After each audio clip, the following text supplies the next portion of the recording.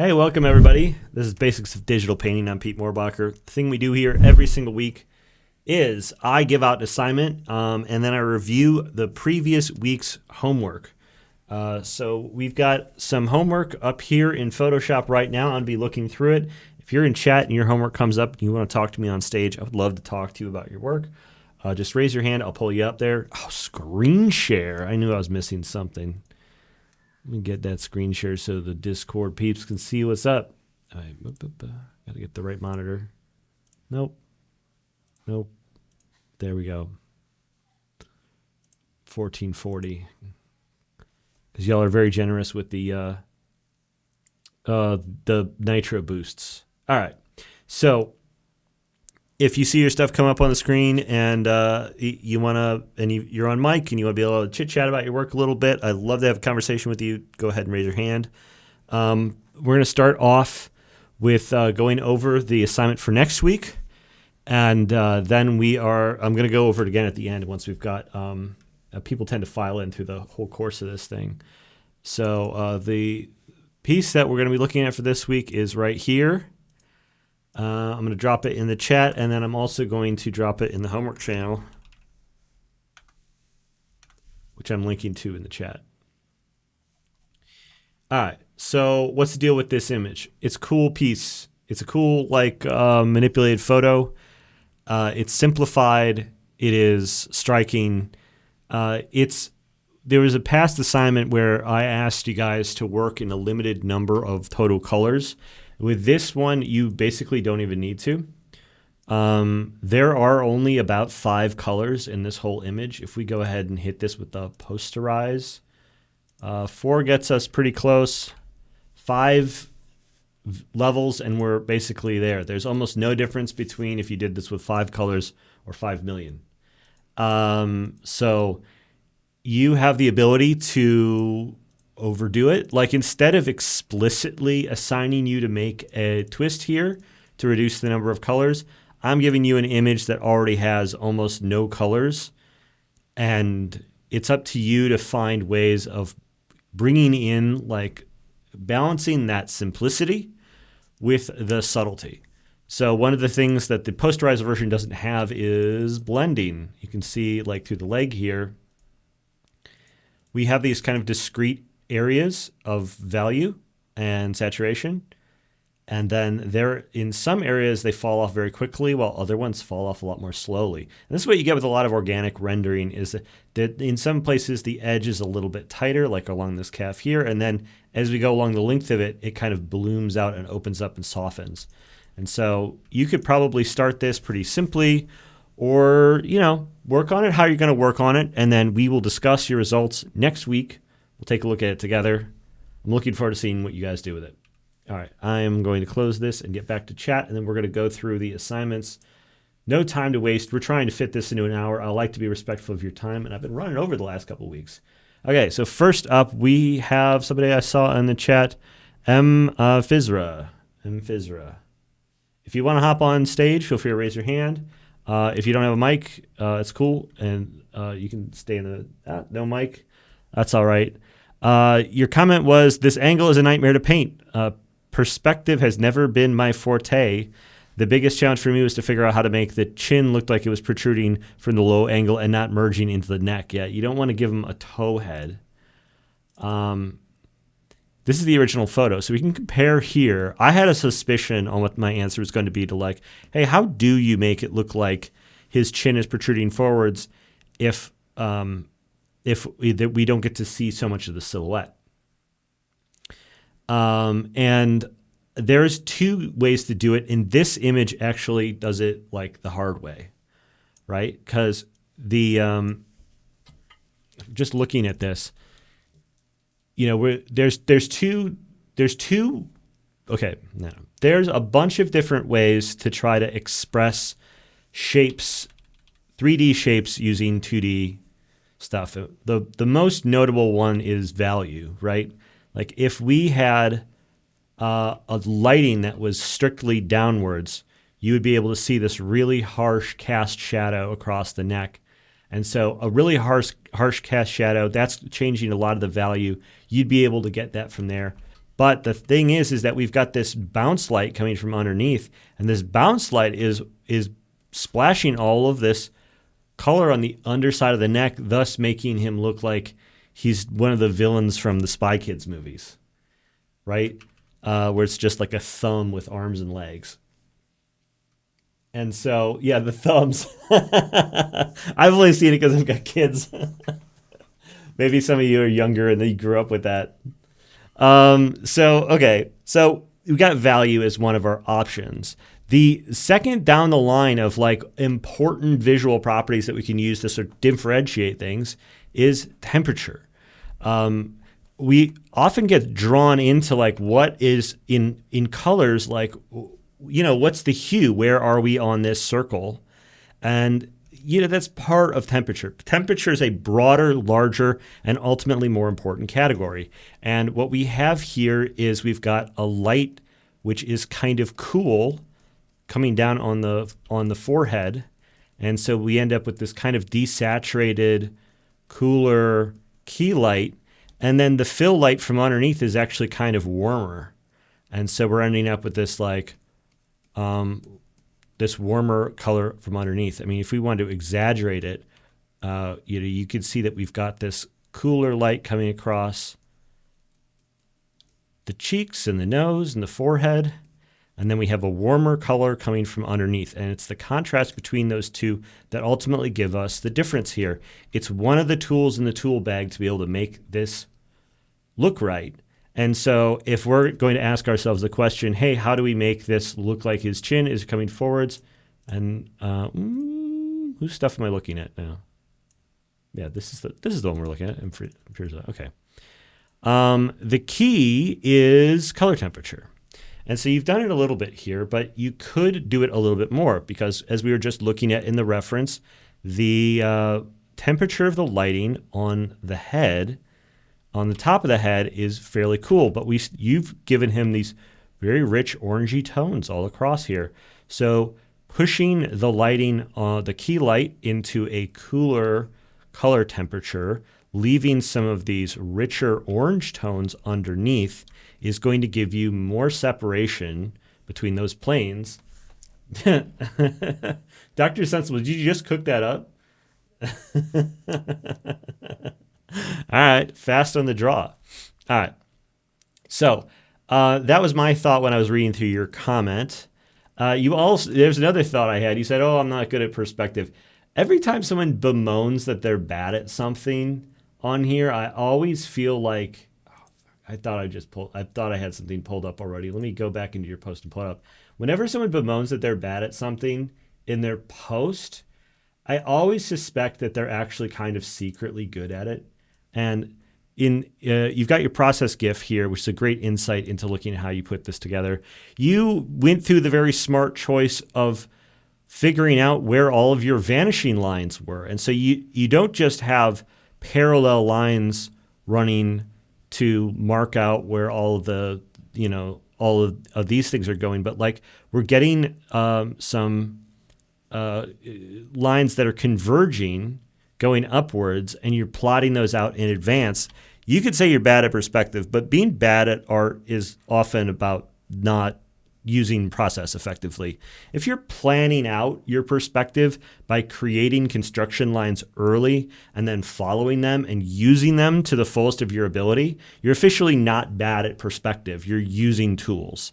Like, we're not constructing this out of our mind matter. We're not like just projecting it into reality from our third eye. Like, we're using our tools to build this stuff. And so it seems to me like you're actually really good at perspective in the way that I think about being good at art, which is to do all the work involved in making it. Like, making art is about, putting in the work and doing all the steps and figuring out the steps that help you accomplish what you're seeking after. So if you're seeking to do perspective correctly, doing this kind of preparation early is going to get you there.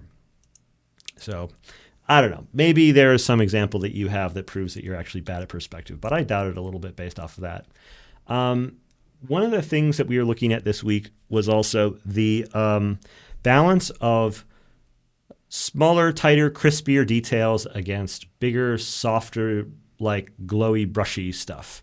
And you've made an interesting choice here that was pretty unique among the entries today, and that's you used like a textured brush for all of the soft stuff. Oh, my tablet drivers decided to keep erasing how the hotkeys work here, so let me just pull this up.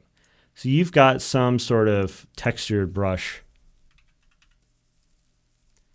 that's like, how do I view the thumbnails here? Stroke thumbnail, there we go. You've got something scratchy that almost looks like a grass brush or something. And you're using that to something that wouldn't at all look like a glow. And yet, if you do it softly, it's going to look like a glow anyway. But you're going to get a little bit of extra texture and therefore a little interest, something unique about it. I think that's good. That's one good way to do it. You know me, I am in love with the round brush. And so when I want to create texture like this, my typical go-to is to try to construct it out of a lot of brush strokes. This is one of the reasons why I like working with the round brush, is that you can create texture also and make a little bit of chaos and inconsistency through the motion of your hand using just about any brush, as long as you give it a little bit of a go. So you're working in a super efficient way here. For somebody who wanted to work in a less efficient way to create something that was not leaving behind explicitly digital tool marks, leaving behind, I don't want to try to characterize it as being right or wrong, because it's like, I'm trying to present this as an option. You can do this with a custom brush in a way that leaves behind this look that goes, I'm a digital artist. I'm making fancy digital artist choices, but you can also do this in a way more like a traditional artist, and also do it in a way that's kind of quick and messy, but it's going to be unclear. You know, this is going to look maybe a little bit more traditional. You can, I always prefer to leave behind some like tool marks to give a sense of intention and character to the work. And so you can do that a couple of different ways. The way you've done it works pretty well. I think that based off of the reference, I think it would be nice to see more of it. Right now, we're seeing a lot of it behind the figure, and what we're not getting out of it is it's not kind of blowing over the top. If we wanted to do a more clean version of this, we could maybe do something like a screen layer here. I'm going to use a darker color, a screen layer, and get some of that glow over the top like this. And it's going to fill through a lot of these highlights, and it's going to wash some of them out, and it's going to take away contrast, but that's kind of what we're seeing in the reference photo. There's a lot of areas here that have like glow, light spill kind of emerging outside of the highlights and over some of these shadows to brighten them up quite a bit. And it's a cool look, and you can do that in a number of ways. The way I'm doing it here with just with a blending mode and a soft brush is probably the way that you can replicate photographic accuracy the best. But I mean, that's one way to do it. You can also do it through careful color choices. You can, instead of blasting out over the whole environment, you can be a little bit more judicious with it and maybe just try to choose to pick some of these areas where we have these hard shadows and fill in some of this, and be very careful about it and try to pick where do we want contrast, where do we want no contrast. That kind of intention leaves behind a look that can be quite appealing. I see a lot of really great studies out there where there's a lot of contrast control and playing with the way that shadows are filled in. And it's not that it's just stylization. I mean, we see this in the photographs here. We see this in the reference, the way that light kind of spills out of its environment and overcast shadows over these fully dark areas with very little visual information. We get gradients inside of them because photons are spraying all around and doing all kinds of weird stuff. And it gives us a lot of latitude to be able to like put our own creative signature on all of these. So I see you doing that some over here. We can see some of these shadows are getting filled in, and they're getting this like bluish fill on them, and that looks like it's sort of just being placed in intentionally. And so you've left out some of it up here around the figure, but it could be a creative choice. But I actually think that the way that there's a lot of the shadows on the figure here are being filled in by light spill is kind of cool. I think it gives this variability in contrast throughout the figure. While the way you have it here, it feels a little bit like everything's just going to near black in all these shadows. They're all sort of similar to each other, and I think it flattens it out a little bit. So personally, I would have done it a little differently. If you have any questions for me, I'm happy to answer any questions. This is excellent work. If I've seemed like I'm a little bit heavy on the critique, I think it's because your work's really strong, and I wanted to dig a little deeper to try to get to something that would make you think. I hope I was able to accomplish that. All right. Thanks so much. Moving on to the next person. We've got Amanda. Amanda, you're here, right? Amanda's usually here. Amanda's here. There we go. Hey, Amanda. Hello. I got your GIF around here somewhere, too.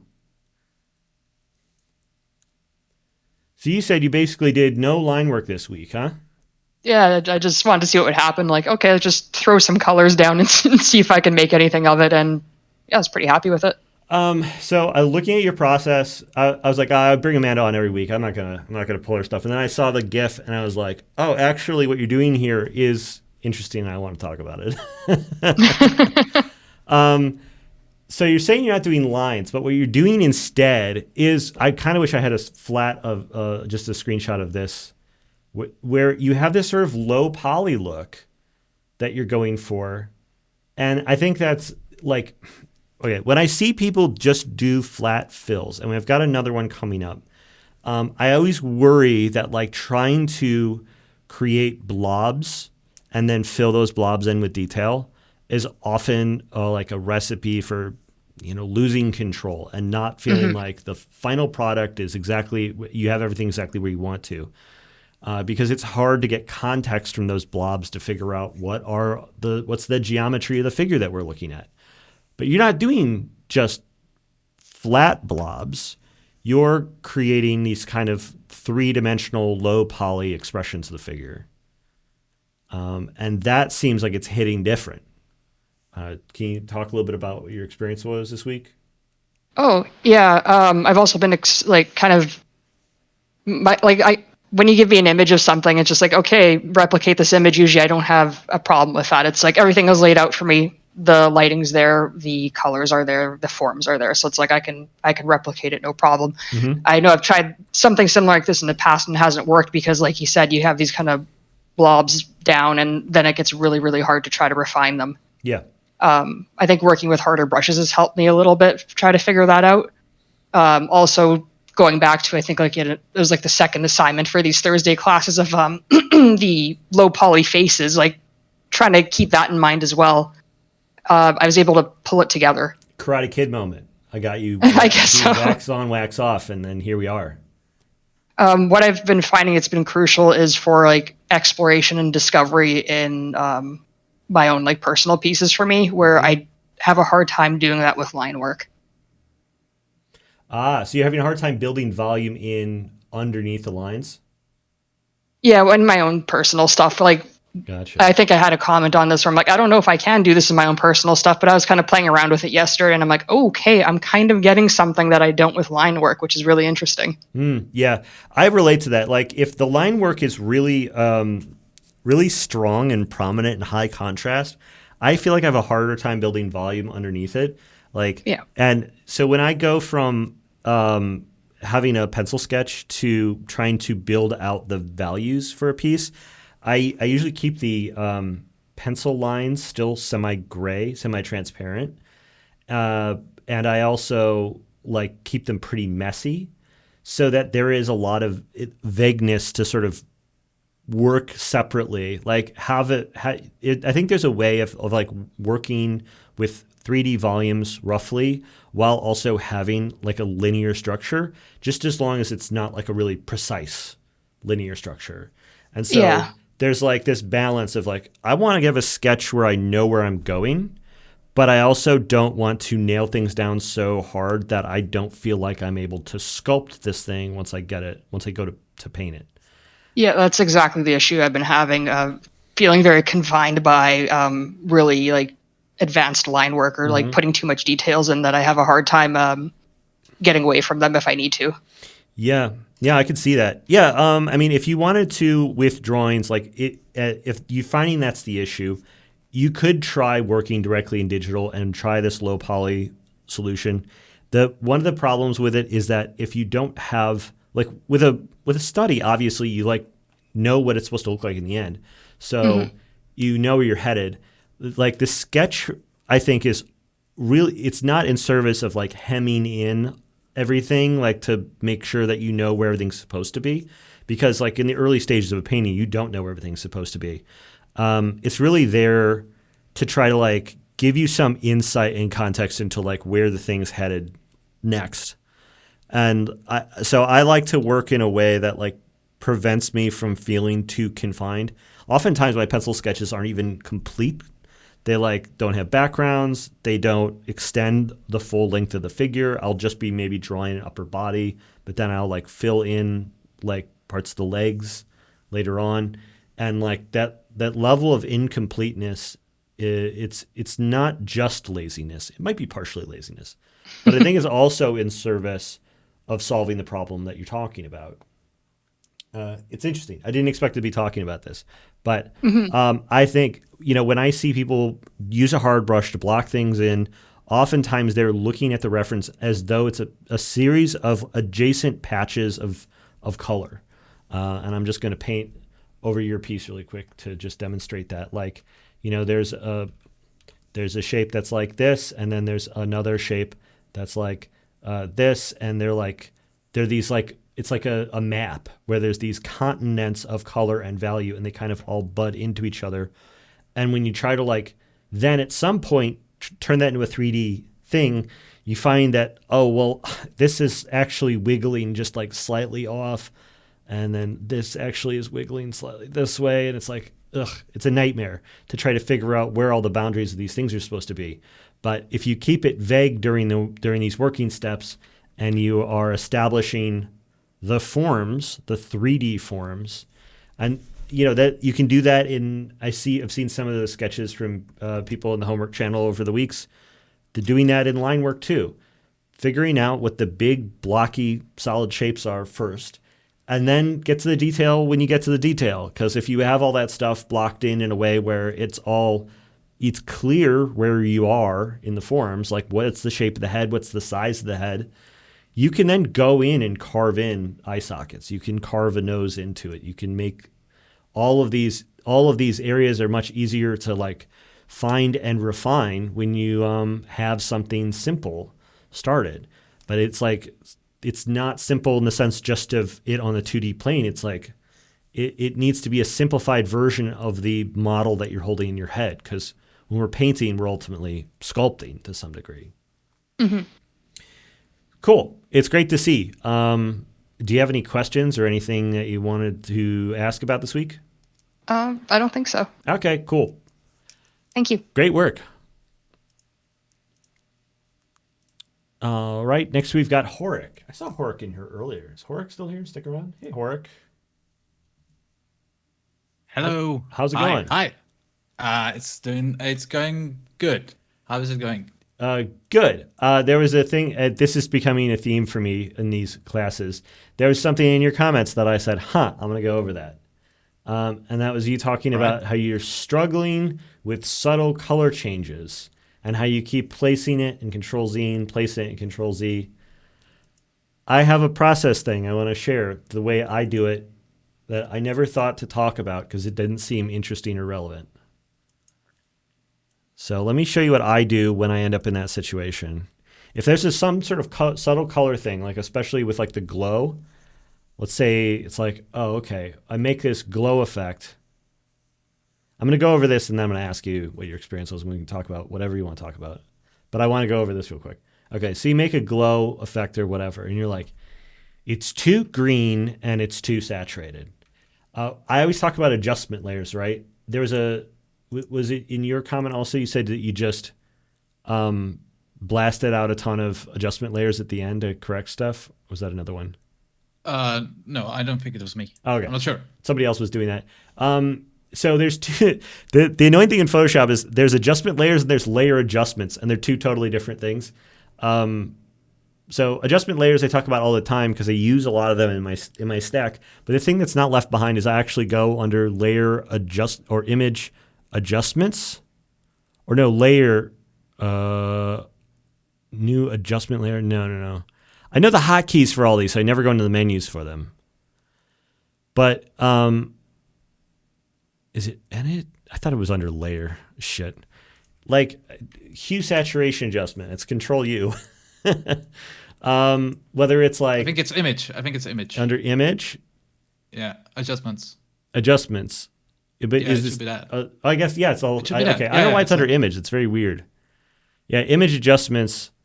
So there's all of these here, and I know a lot of these hotkeys. Control U, Control B, Control L are hotkeys I use constantly. Even Control I for invert.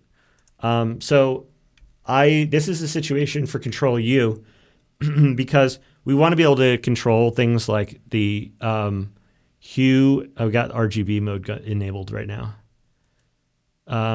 So this is something where you can place it down and then you can say, all right, I know I want a glow that's about the right spot, but I'm not exactly sure what the color is. I also want to see what or maybe you want to say, I want to do a glow, but I'm not sure what kind of glow. I want to see what my options are.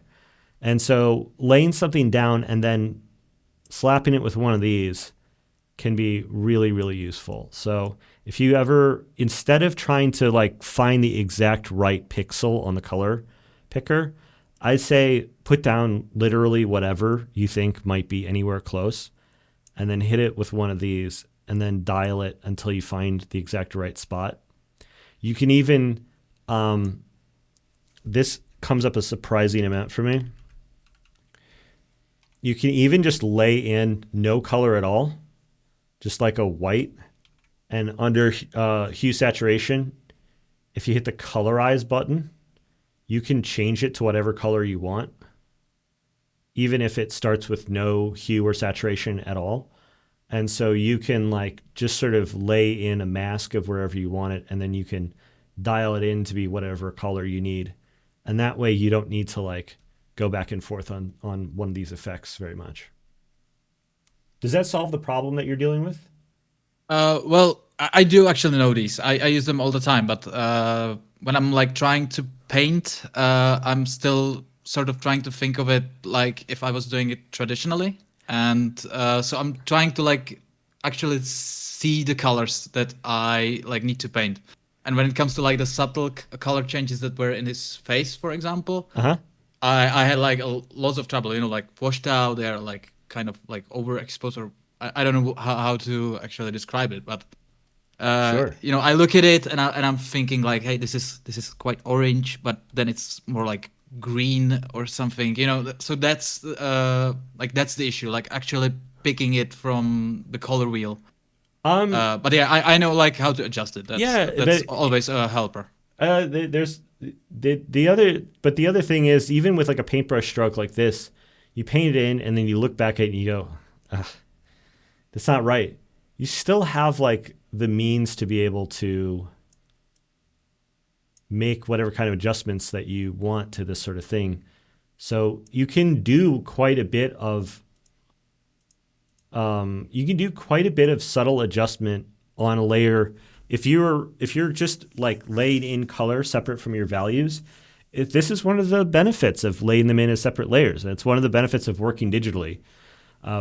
Trying to do everything in a way that's like purely replicating traditional, I think it sounds good, but one of the problems with it is that color and contrast, there's not a lot of absolutes in digital. Like it always ends up looking, somebody else was saying how they were trying to figure out what the colors were, but it was tough because it looks totally different on their pen tab or their display tablet and then their laptop monitor. And it's like, yeah, it's hard to get a sense of what the absolute colors are on these things. And it like, even over time, I feel like as our eyes get like overexposed to sitting and working, like our perception of a lot of these things changes. So I think it's fair to go in and tweak whatever you're doing at any point. And having them as discrete layers, discrete steps, assists in this because it gives you the room to be able to make an adjustment on the color layer instead of having to like slather on a billion adjustments after the fact. And it also saves you from, just kicking yourself for feeling like you don't know how to pick colors. Because, I mean, there's nothing sensible about any color picker. I've seen people use all sorts of crazy stuff. There's there's somebody in the community that uses lab color to be able to pick all of their colors. I thought that was insane. That was like the weirdest. That's the weirdest one. And I found somebody in Discord chat that was like, yeah, I use lab color. I use the lab color sliders. I think I've actually tried it for this one. You tried it? I've heard that, yeah, because I've heard that it like doesn't mess with the values, but I didn't like it. I have to have my color wheel. Yeah, okay, so I got the color tab open here. This is the RGB sliders, which is an insane way of doing it. This is how I like pick colors in Castlevania Symphony of the Night. Like, in a lot of old games, when you color pick stuff, they give you 3 RGB values. It doesn't make any sense. You can do HSB sliders, I think actually make somewhat sense. It's sort of closer to like a Munsell color system. And then the lab sliders are nuts. They make... It's like one of them controls like, it's lab stands for luminosity and then AB channels. So like you can control the lightness and darkness of it with the top slider, and then the 2 sliders on the bottom, the relative intensity of them results in a bunch of different colors. And I have no idea exactly how to dial it all in. Nothing about this makes any sense to me. I didn't like it. I'm not exactly sure what it's for. There's some people out, but hey, anybody, you can work however you want, but I think lab sliders is the craziest one. I'm amazed that anyone gave you that advice. That's an insane one. I've seen it in a video, so I had to try it. But yeah, I have to have my color wheel. It just doesn't work. It's in a video. As you said, It's like too weird. Yeah. LCH color picker is what Abarth is saying. I haven't found it for Photoshop. I don't know what LCH color picker is. I like the color wheel with the triangle inside. I think that this is probably one of the easiest to digest like expressions of the color gamut.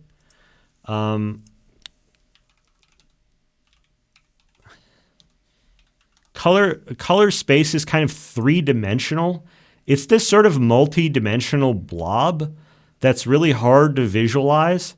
And this is part of the reason why things are so difficult with color, is because color gamuts are like inherently difficult for us to wrap our brains around. And I think we all need to come up with a series of shortcuts that make sense for us personally when it comes to picking this. And if you can't pick it exactly right, which is, I think, normal, then you adjust it. Like, if you are a traditional painter, what you do is you learn the relative properties of your various different tubes of paint. And a lot of traditional painters are very picky about what colors they put on their palette, because they gain an intuitive understanding of how those pigments mix with each other to create specific results. And they build an understanding of their relationships. But we don't have pigments. You could have swatches, but the swatches are all kind of like, they're relative because we see it all on different monitors. And so for my money, I say pick whatever color picker makes the most sense to you. I think this one's the best. I think anybody who hasn't tried it should check it out. And then when you get it wrong, which you will always get it wrong, you have a process for being able to adjust it quickly so that you can move on to the next challenge, because being able to pick the perfect color on the right every single time right away. It's I don't think it's a real skill. I don't think it's a skill that we need. I don't think it's something you need to develop. When I was first learning digital painting way back in the prehistoric era, I DM'd Loish, who was also like 19 at the time.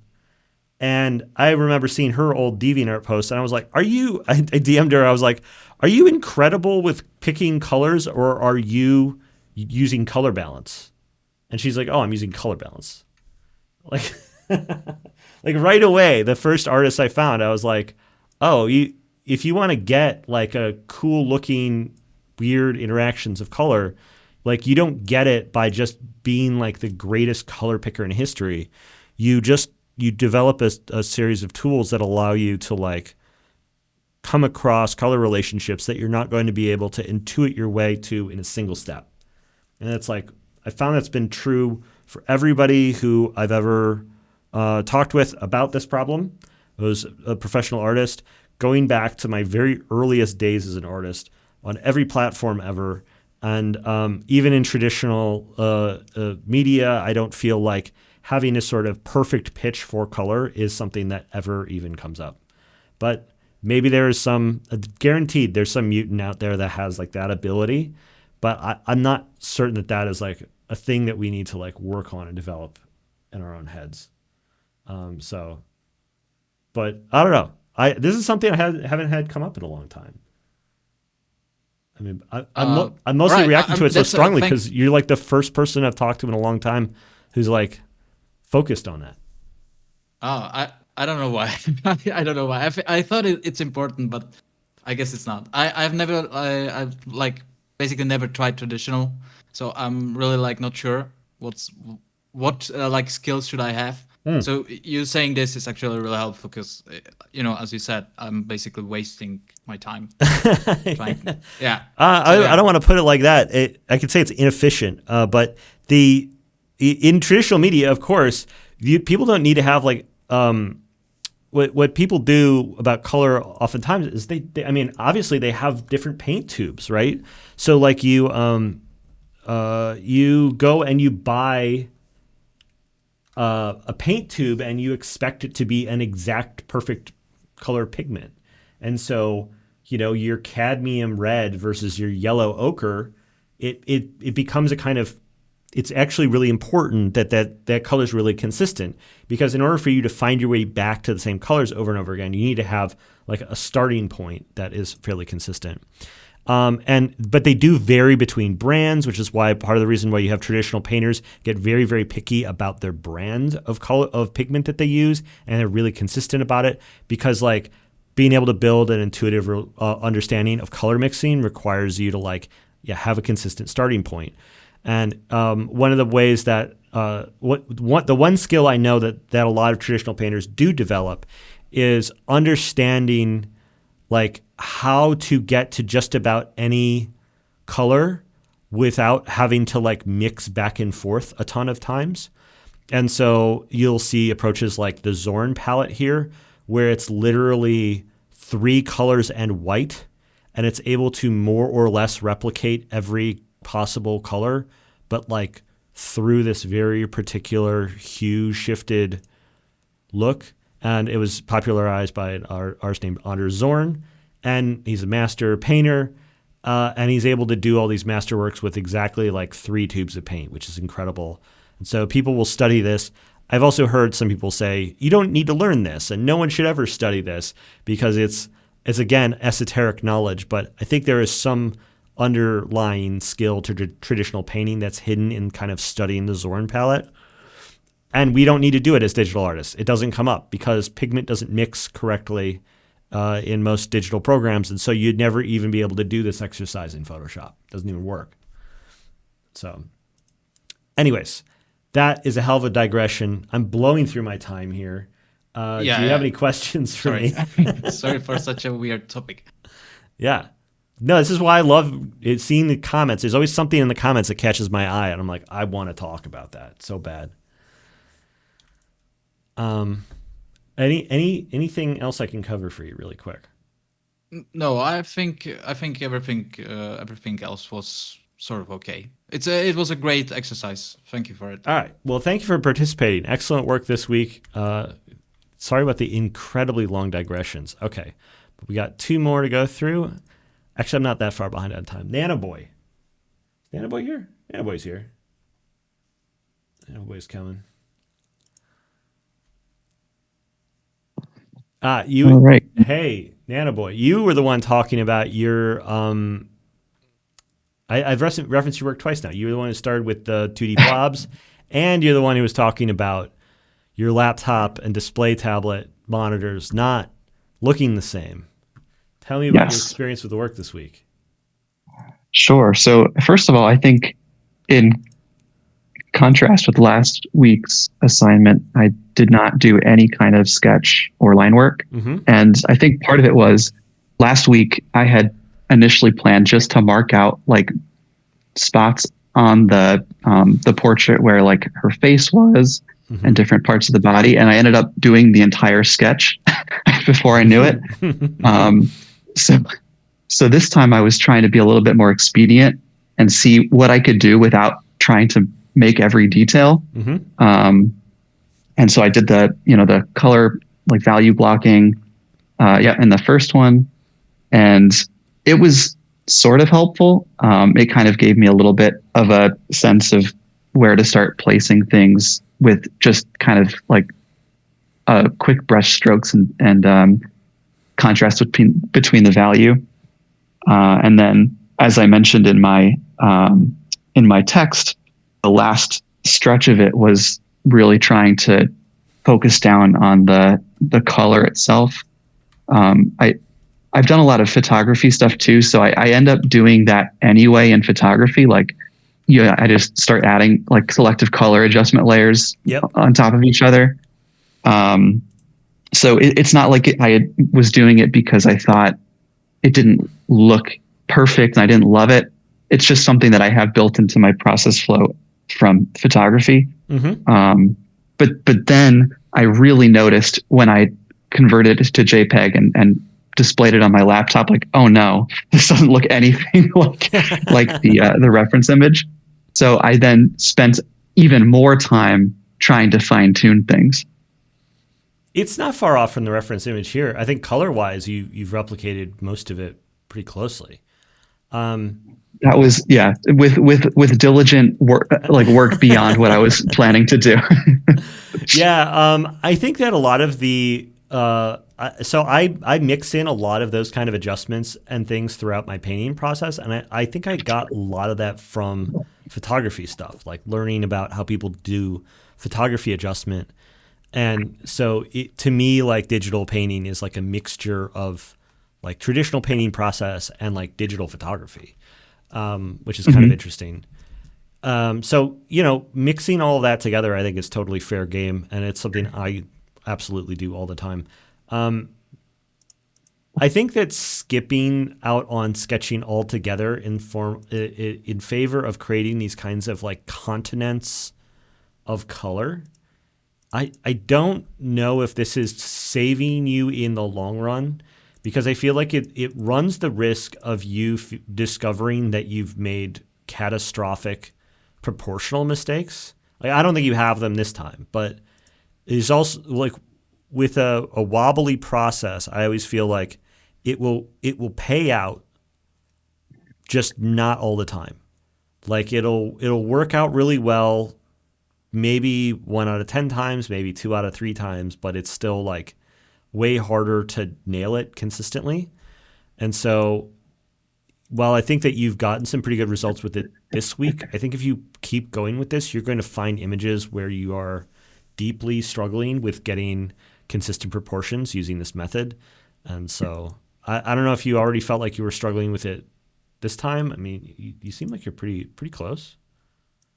I mean, I definitely get that, because even the side view mirror is like not quite right. And I think because I was like, oh, I'm just doing a study. Like, I'll try to not worry about everything being exact. So I let it, be a little bit off from the angle of the reference. But I can totally see how if you're doing like some complex perspective with a lot of different parts, that trying to define everything with the lasso tool, for example, Yeah. from the beginning without any kind of guide marks, it would be almost impossible. Just like you're totally doing it by kind of intuition.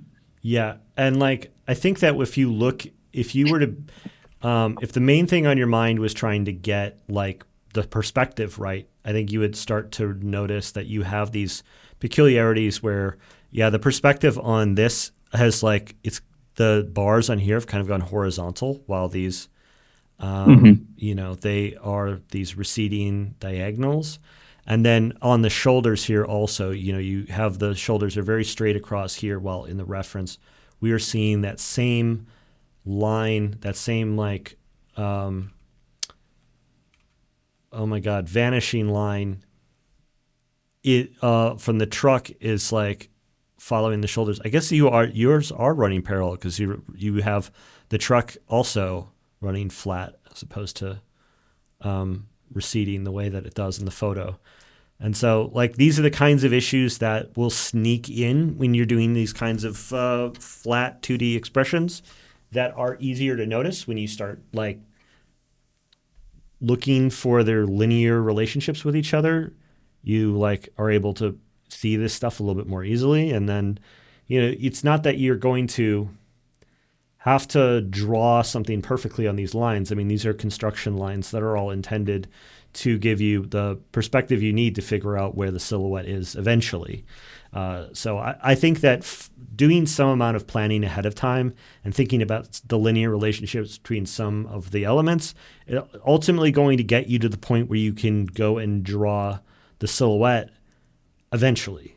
But I just think it's too early. It's too early in the process to be able to try to pin that down, and it's going to bite you in the butt. You did a really good job this week, but it's like one of those things where you are going to get one some week where the figure that you're painting is going to look crazy, and you're going to be sad, and you're going to be disappointed, and you're going to like wish you had done it differently. And so I'm warning you ahead of time. Like, if you felt like you're doing too much drawing before, I think you're definitely doing too little drawing now. There's a happy middle ground somewhere for you out there. And you don't even necessarily need to create like a line work. Even just like creating a cloud of lines which help you find where the thrust of all of these shapes will help you figure out where the silhouette is sometime in the near future afterwards. But I definitely, start with some sketching first before you jump in and making things too solid. Yeah. And then I think it's good. Mm-hmm. And then on the second stage, you got the second stage here. You feeling good about all this? And comfortable? Yes. Yep. Okay. I don't have any issues with it. I'm just leaving it open for conversation. And then. I think the only other, I was going to say it's good learning because, as I said, the last drawing, I thought I was going to kind of have the sea of lines or just kind of like vague suggestion of where things are. And then I ended up, like, my brain was not able to just stop at really loose construction lines. I ended up filling everything in terms of the details. I even have like hatch marks. So it's just kind of learning that I'll need to do to pinpoint where it's okay for me to stop with the lines and start putting in values. And some of it is self-control. The other part is tool use. I find that if I have a really opaque brush, if I'm at 100% opacity, I have a hard time making sketchy lines. But there's an opacity level where the line doesn't feel sturdy enough. And I feel like in order to like make it sturdy, I have to like repeat over it. And so there's a difference between me reinforcing a line and me like exploring for one. So I also sometimes when I'm drawing use a crunchier brush, specifically because it doesn't feel like it makes a line. Instead, it just makes a kind of rough, painterly linear mark. And so those are, I've often considered what brush that I'm using when I'm drawing to expressly keep my brain away from like trying to register it as clean lines. It's not something that you need to worry about so much with pencil. When you're drawing with pencil, you naturally have a lot of pressure control, and you see the grain of it, and you understand intuitively, like, oh, I'm building this up. It's like, it's comfortable to build up lines using a pencil. But then if you were to use like a liner pen, you have a totally different relationship to making a single line with like a micron marker. And so finding equivalents of that digitally is going to affect your ability to draw loosely or like feeling like you're trapped being tight. So yes, try to put some restraint on yourself, but also I say willpower is for suckers and losers. Figure out a way to make it easy on yourself. Figure out a way to make it so that like when you're trying to do it a certain way, that like that's the path of least resistance. And I think that some of that comes from selecting the right brush. Okay, I think being consistent too. Like I've done the kind of loose pencil sketch brush for the beginning of a painting before, and I think I'm trying to do too many, or experiment, I guess, maybe with too many different approaches. So just maybe being consistent with that first initial stage at least, and then I can get a little bit experimental. Yeah, you got to pick where you're going to do your experiments. You don't want everything to be totally freeform all the time. I really like the way that I was talking earlier about, hey, you could make a lot of like handmade texture by getting brushy with it, by manually just like going in, kind of brushing around to make this. I see you're doing that in this one. I always really like the way that looks. Feel free to go further with it. Like you've got it very soft, and in the top here, you're going for these streaks, which look pretty good. You can go firmer with it if you want in parts. You can make it really much. You can make it too firm in parts, and you can also make it much looser and more chaotic and cloudier in parts if you want to. Because you're going in and doing it by hand the way that you are, there's a lot more creative freedom available to you than I think what you're utilizing here. Like, go ahead and just fuck it up, do it wrong, be a little nuts, be crazy. It's usually when I get to this step, I'm on a new layer, and so I feel very comfortable making a lot of extremely big swings and overdoing it, because it's like a few quick marks I can go back and delete or whatever. So feel free to, loosen up at those stages, especially when you're doing, something like just background texture, what do they call it in acoustics? They call it tone, right? So. Okay. Yeah. I think I'll try. I was on another layer, but I tend not to go far enough with that kind of stuff. So I'll work on that. Yeah, finding your own way of kind of like stylizing and messing things up can be really like exciting to discover and really fun. And I'm giving my own solutions here as an example, in part because I've had such a blast trying to find ways of like creating stylized finishes for studies.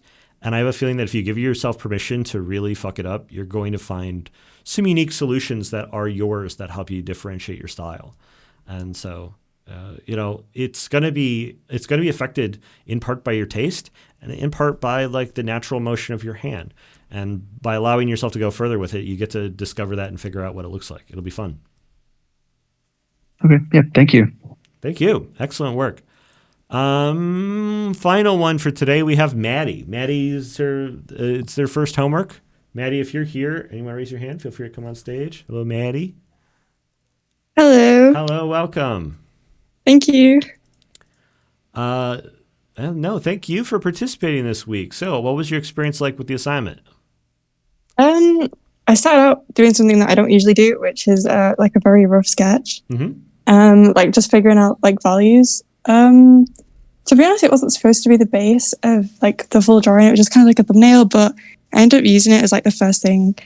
And I think that's where things kind of just went wrong because I didn't like fully figure out the forms before I started.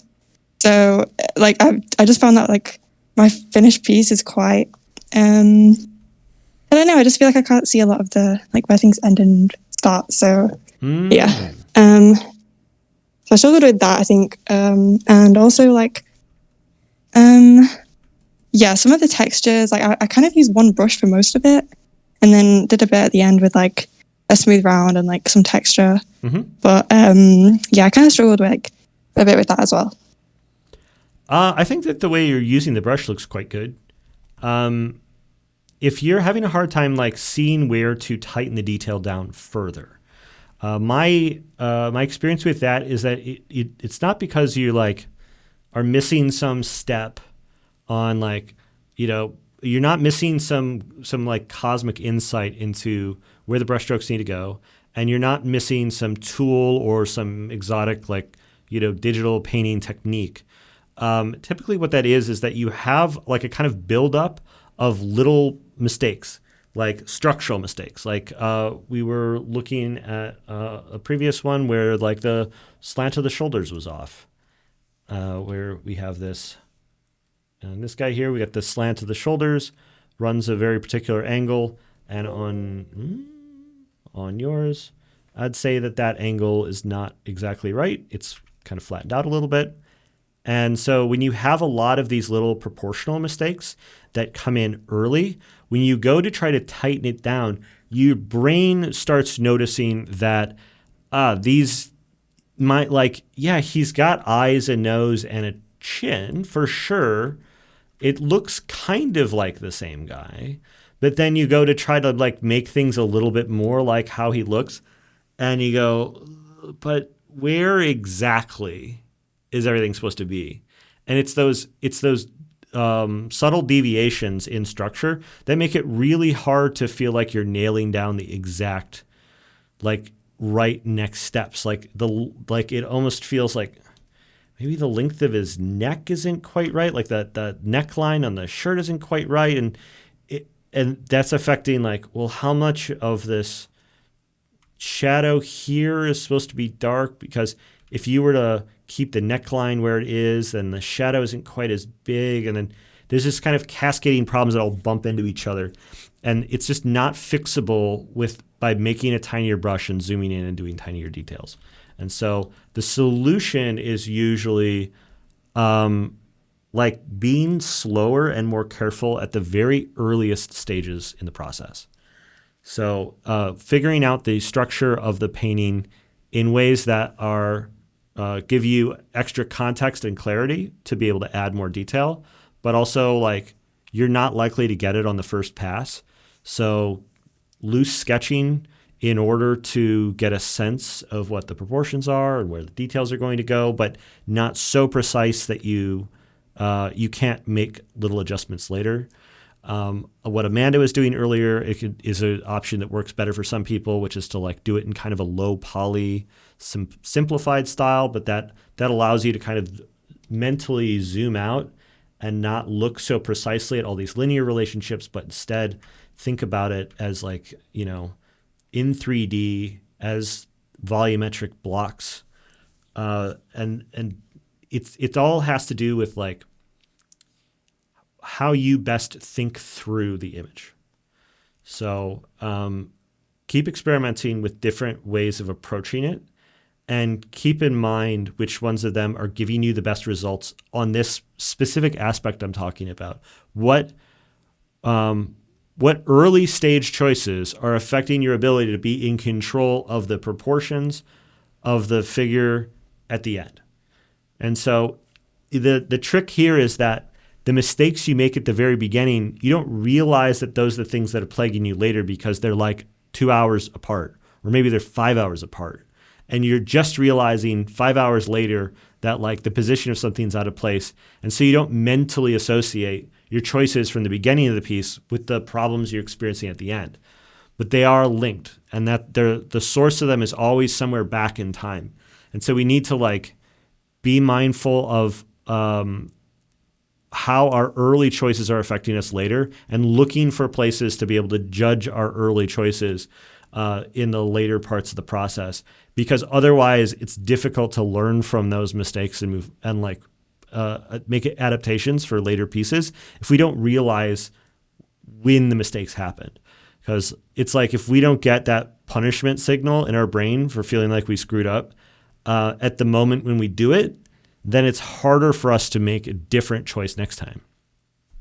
So part of fixing that is just doubling back on the early work and double checking it and being really picky about it and slower about it, so that you can feel the need for corrections at the beginning of the process.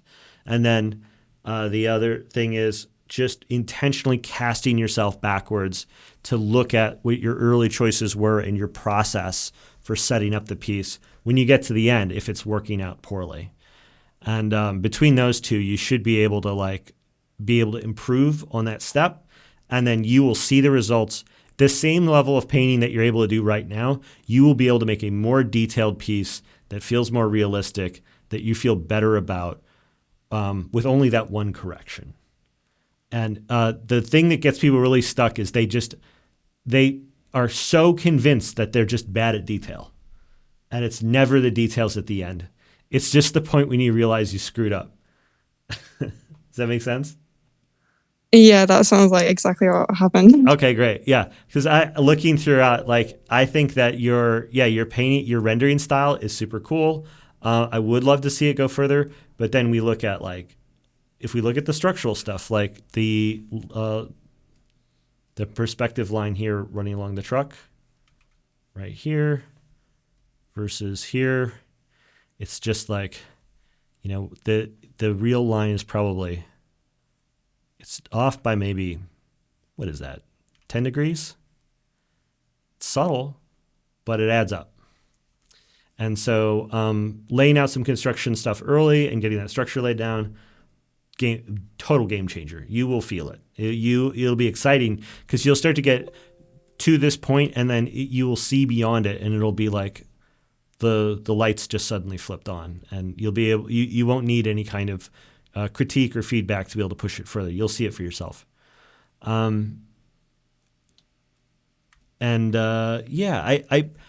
would like to see, I wonder if, are you working on an iPad? I have a Wacom. Oh, you have a Wacom. Okay. I was guessing iPad because you're not pushing your values all the way up. You got a kind of light gray here as your brightest value.